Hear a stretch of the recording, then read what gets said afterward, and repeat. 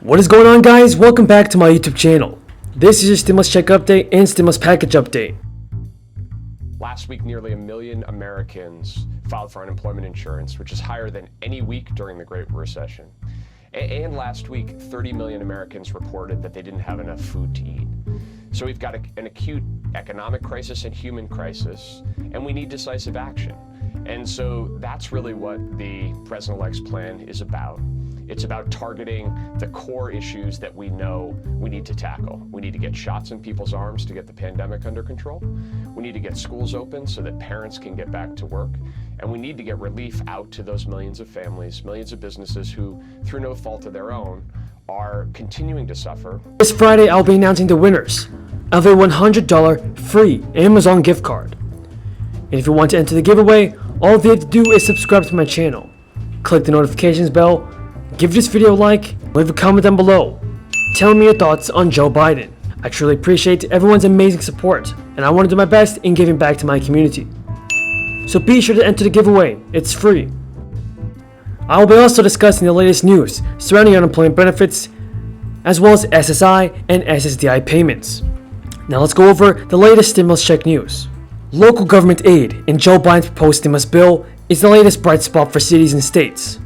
Joe Biden's proposed cabinet includes at least 6 officials who have led cities or states. Now's the time to act. We know that this is going to take a lot of work, but we're ready to do it. And as you saw, the President-elect's making the case that now is the time to move forward.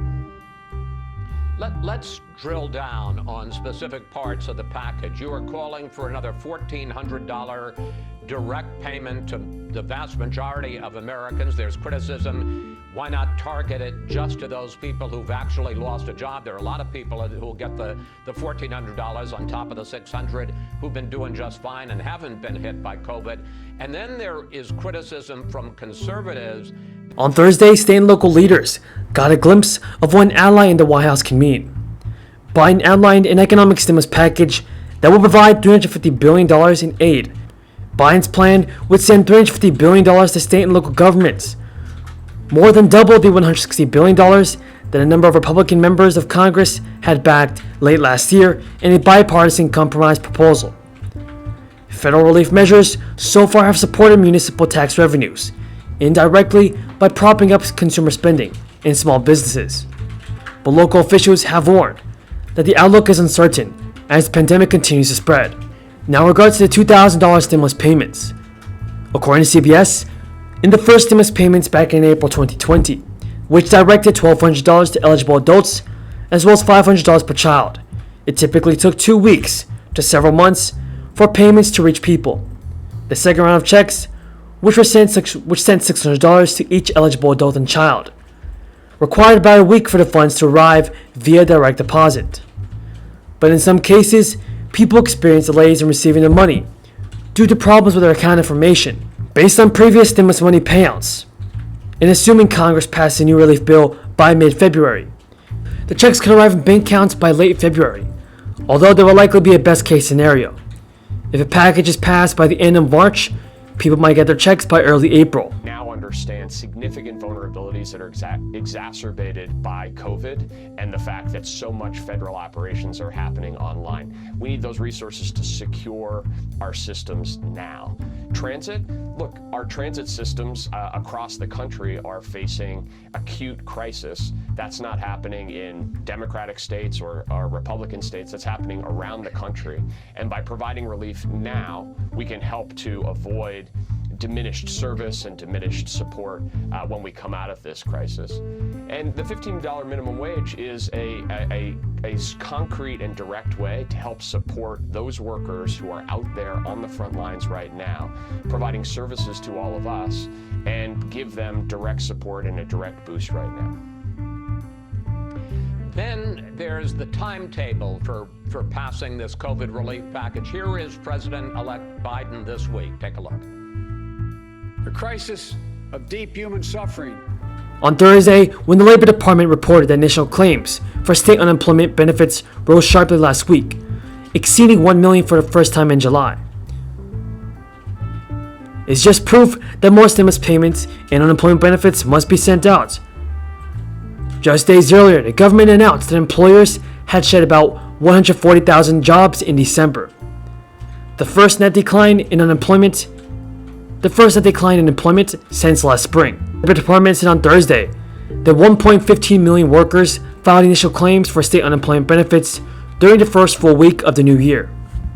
A further 284,000 claims were filed for pandemic unemployment assistance, an emergency federal program for freelancers, part-time workers, and others normally ineligible for state jobless benefits. Gentleman from Massachusetts. Thank you, Madam Speaker. I ask that unanimous consent for all members to have 5 legislative days to revise and extend their remarks and include extraneous material on the bill under consideration. Without objection, so ordered. I yield myself so time as I might consume. The gentleman is recognized for such time as he may consume. Thank you, Madam Speaker. We are here today at a moment of extreme hardship for families across the country. Last week, both the House and the Senate passed bipartisan legislation that would provide relief for people who are struggling to make ends meet. That package includes a wide variety of provisions that will allow Americans who are at the end of their ropes to stay in their homes and to put food on the table. Despite the fact that the Trump administration was part of the negotiations for the legislation and approved of all the measures that it contained, the President unexpectedly decided to delay signing the package into law for several days. This stalling was an act of theater that cost the American people millions of dollars in terms of pandemic-related unemployment assistance that they desperately need. Fortunately, last night, the President finally signed the bill, and at last workers and families can exhale a bit knowing that aid is on the way.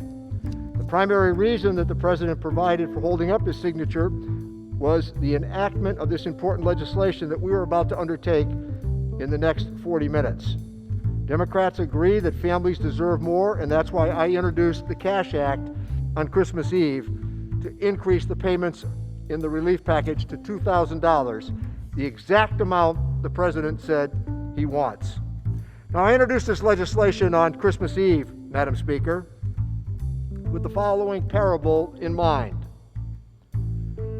Jacob Marley forewarned that the 3 ghosts would visit Ebenezer Scrooge to warn him about the path to redemption. So he started with Christmas Past, and we might start here with Christmas Past, acknowledging that 3 years ago, one of the largest tax cuts in American history that overwhelmingly came to people at the very top, including a top individual rate cut of 39 to 37.5% and a corporate rate cut from 36% to 21%, were part of that endeavor. With that being said, everybody, that is all the news in today's video. I hope everyone found this video useful, and if you did, don't forget to subscribe to my channel and click the bell.